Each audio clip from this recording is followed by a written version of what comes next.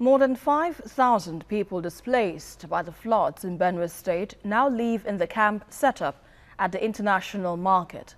3/4 of this number are women and children, among them a great-grandmother who lives there with her daughter, granddaughter and great-granddaughter. Sifon Essien has the story. The IDP camp is home to more than 5,000 persons displaced by the floods that affected several villages in some 21 local council areas of Benue State. The displaced persons have found succor at the facility, which is meant to accommodate the international market in the Benue State capital, Makurdi. But the shocking reality of life after the flood is difficult for them to bear. They now depend on handouts to survive. Basic amenities are overstretched. They've been able to arrest the situation of water. We have few toilets that are working, but based on the number of persons on the camp, they're not enough. So we started seeing open defecation at the back of the buildings. The Nigerian Air Force are on ground. They man the clinic from morning till 4 p.m. and after 4 the clinic is closed. The food distributed in the outset was raw. There was no condiment, no means of cooking. The IDPs had to improvise. The nearby trees became wood for cooking. But the intervention of aid agencies brought some respite.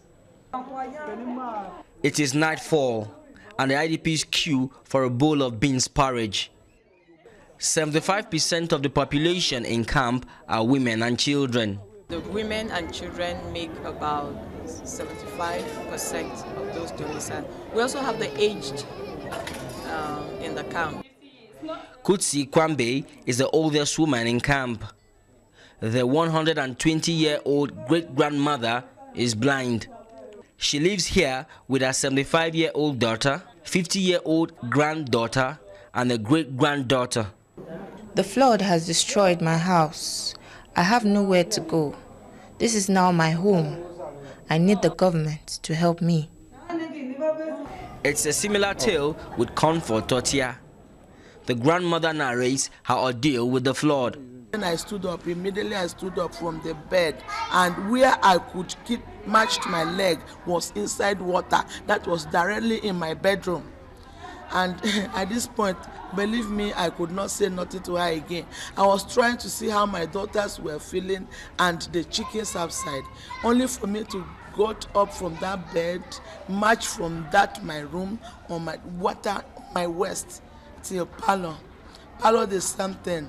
I took my little daughter, which is up to 11, and kept up on the chair, yet the water still drew her.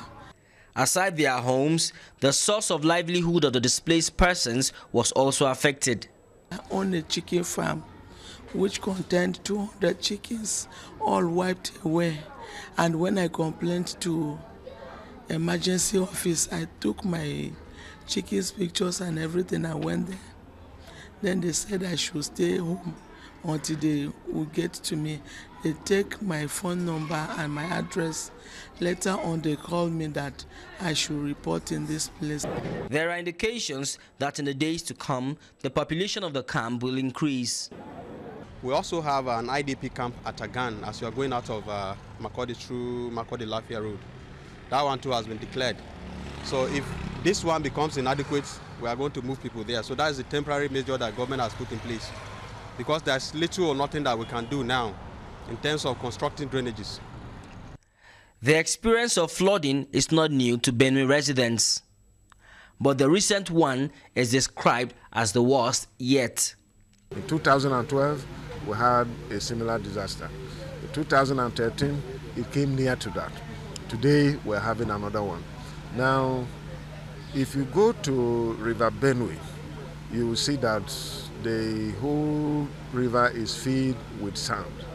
I believe that as a long-time solution to this problem, it will require the dredging of River Benue, and then waters can drain to the river and find their way out of Benue State.